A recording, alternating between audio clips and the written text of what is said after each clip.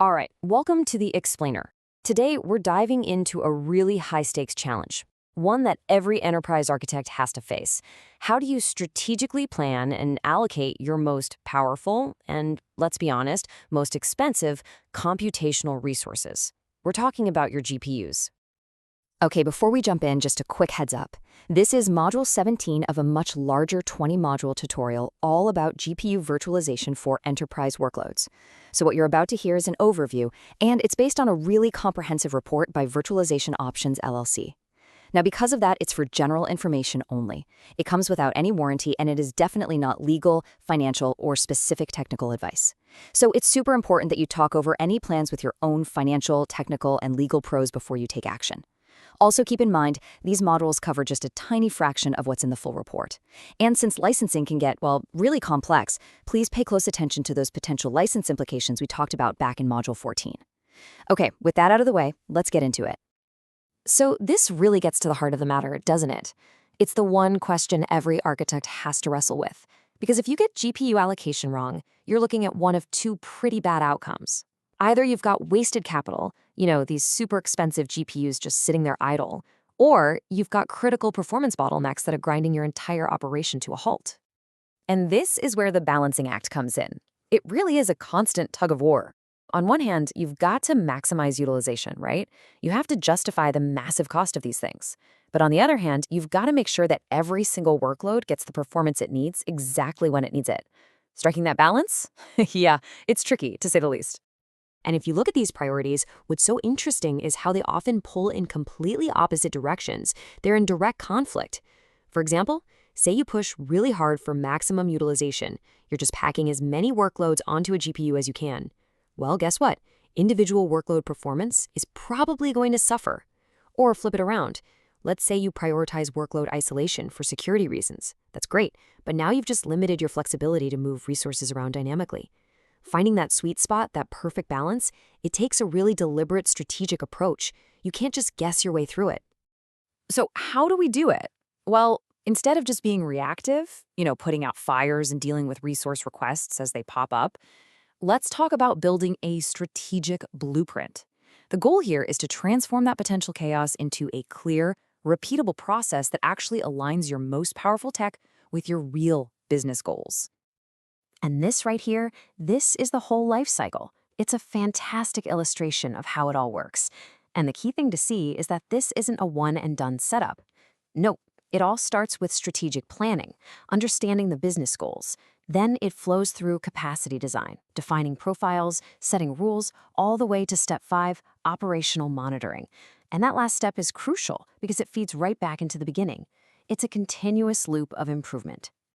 This quote really nails a crucial best practice, tiering. Because let's face it, not all workloads are created equal, so why would we treat them that way? A really smart strategy is to create different service levels. Think of it like a gold tier that gets dedicated, guaranteed resources for your absolutely critical production workloads. Then maybe a silver tier with shared resources for your dev teams. And finally, a bronze tier that lets those experimental, maybe less critical projects use whatever spare capacity is left over. Okay, so let's zoom in a bit. We've seen the high-level strategy. Now let's get tactical and see how this blueprint actually translates into the key decisions you'll be making on the ground. And this right here is a fundamental fork in the road. You've got static versus dynamic allocation. With static, you get that rock-solid predictability. You know exactly what resources a workload has, period. But it can be wasteful. Then you have dynamic allocation, which is all about efficiency, squeezing every last drop of performance out of your hardware. Now, in the real world, what do most organizations do? They use a hybrid approach, trying to get the best of both worlds. Now, let's talk about oversubscription. The best analogy I've heard for this is an airline booking a flight. They know a certain percentage of people won't show up, so they sell a few extra seats to make sure the plane is full. That's exactly what we're doing with GPUs. You're making a calculated bet that not all of your virtual workloads are going to demand peak performance at the exact same time. It's a calculated risk, but one that can pay off in efficiency. But here's the thing. It doesn't have to be a wild gamble. You can gain a ton of efficiency without taking on a crazy amount of risk. A common starting point for production is a really conservative oversubscription ratio, something like 1.2x to 1.5x. That gives you a nice balance. And from there, you monitor, you collect data, and you fine-tune it over time based on what you're actually seeing.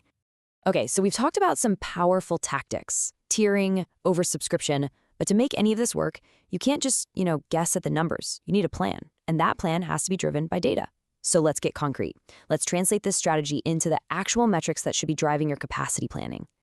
First up, headroom. You always want to plan for about 30% capacity headroom. And no, that's not waste. Think of it as your strategic safety buffer. It's the cushion that lets you handle unexpected usage spikes, hardware failures, or even just routine maintenance, all without bringing your business operations to a standstill. Next, let's talk utilization. The target you should be aiming for is around 60% on average. Now, you might be thinking, why not 100%? I paid for it.